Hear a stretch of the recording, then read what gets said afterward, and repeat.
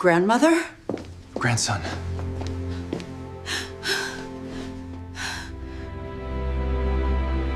Evelyn hadn't seen her grandson, Alex, in 10 years. Not since the day his father, her own son, told her she wasn't good enough for their new life. Now, she stood outside the massive ballroom doors, clutching a faded cotton dress and listening to music at the most expensive party she'd ever been uninvited to. This party was for Alex's college graduation, a celebration of the future she had secretly paid for. The security guard, a man named Frank with eyes like cold stones, stepped in front of her. "Ma'am, only invited guests. Your name isn't on the list." Evelyn just smiled, a thin, tired stretch of her lips. She smelled faintly of old newspapers and dust. "I know," she whispered, "but I have to see him. Just for a minute." Frank laughed, a hard, flat sound. "Look at you. This isn't a soup kitchen. Go home." He didn't know the most important thing. Evelyn was the party's secret centerpiece. And soon Frank, Alex's father, and everyone in that glittering room would find out just how wrong they were about the quiet, old woman in the worn-out clothes.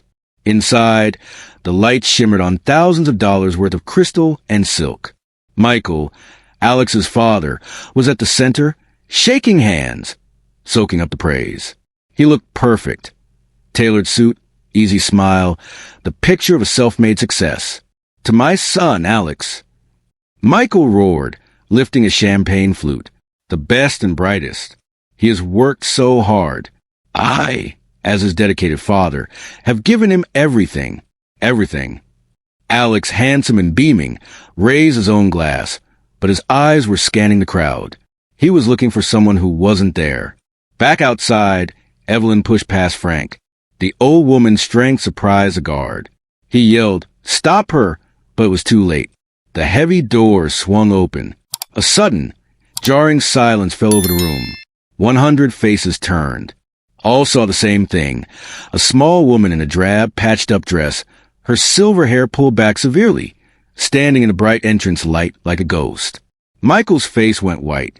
"Mother, what are you doing? Get out!" He hissed the words like acid. Evelyn ignored him. She only had eyes for Alex. "Alex, my sweet boy," Evelyn said, her voice soft but echoing in the silence. Alex walked towards her, his face confused, then embarrassed. "Grandma? Why? Why are you dressed like that? You should have called. Dad said..." He stopped, unable to finish.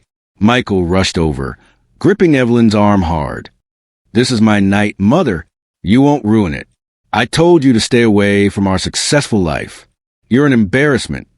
He tried to drag her away. Evelyn didn't fight back. She simply pulled her arm out of his grasp with a quiet, firm move that stunned him. "You called me an embarrassment 10 years ago, Michael," she said, looking straight into his lying eyes. "You said I was too poor, too unrefined to know your new, important friends." Michael laughed, a desperate, fake sound. "She's confused, everyone. Go back to your drinks." Evelyn raised her voice, and the sound was suddenly strong, commanding attention. "No, I am not confused. I am here to correct the record." She pulled a worn, folded document from the pocket of her faded dress. It was just one page. "Michael told you all he paid for Alex's entire education. He told you he was the sole provider. He lied." A murmur swept through the room. Alex stared at her, his lips parted in disbelief. Evelyn opened the document and held it up. "This is a bank transfer receipt. 10 years ago, Michael came to me. He said his business was failing. He needed an investment to save his name. He begged me." She looked directly at Alex. "Your father didn't use that money for his business. He used it to pay for his new apartment, his new car, and to make himself look rich. He used it to buy the appearance of success." Michael lunged, trying to grab the paper, but she was too quick. "And what was this investment, Michael?" Evelyn asked, her voice cracking with the pain of the memory. "It was the sale of my childhood home. The only thing your father left me when he did run off." Michael stood frozen, his eyes filled with pure terror. Evelyn looked at the receipt again, then at Alex. "Your father took everything I had, but a year later I got a new job. cleaning offices, long, cold nights. Every penny I saved, I put into a separate, secret account. Tears streamed down her face, but her eyes were firm. I didn't buy new clothes. I didn't eat well. I rode the bus everywhere. I wore this old dress, not because I'm a beggar, but because I was saving.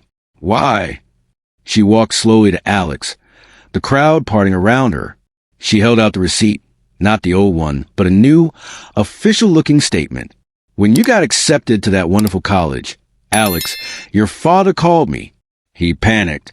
He couldn't afford the tuition. He came to me, asking for more money again. She put the paper gently into Alex's stunned hand. This, my dear grandson, is a receipt for your full 4-year college tuition and dorm fees. Every cent paid in full, under the name of a private, anonymous scholarship. Alex looked from the receipt, which clearly showed a massive final payment made by E.M. Hawthorne Trust, her full initials, to his grandmother. He looked at her worn-out dress, her tired eyes, and then back at the receipt. The truth of her sacrifice hit him like a physical blow. The shame of his father's lie, the depth of his grandmother's silent, decade-long devotion, the realization that she had given him his entire future at the expense of her own comfort. The music swelled, a sudden, wrong sound in the dead silence. Alex's eyes rolled back. The paper slipped from his fingers. He collapsed on the marble floor. Michael screamed, running to his son. Alex, Alex, wake up. Evelyn knelt beside her grandson. She didn't look at Michael. She gently stroked Alex's cheek, her hand rough and callous from years of silent work. She turned to the stunned crowd, her voice calm now and quiet, more powerful than any shout. My grandson is not an embarrassment, she said, looking down at Michael, who was weeping over his son. My grandson is a man of honor and intelligence. His college was paid for with loyalty and love, not by his father's empty promises. She stood up, pulling a simple, small key from her pocket. She held it high. As for Michael, she continued, the debt on my old house, the one he ruined me to sell, he defaulted on the repayment. And today, the court granted me the deed back to the investment he used with that money. She smiled, a truly bright, beautiful smile this time. I am no longer poor. I have my home and I have my freedom. And my grandson, when he wakes up, is free from his father's lies. Evelyn walked back to the entrance, stepping over the threshold she was once banned from. She stopped beside a sobbing Frank, the security guard, and dropped a crisp $100 bill into his pocket. A good tip, she said, for holding the door open. Then the small woman in the worn-out dress walked out of the opulent, silent room and into the night, richer than every person she left behind.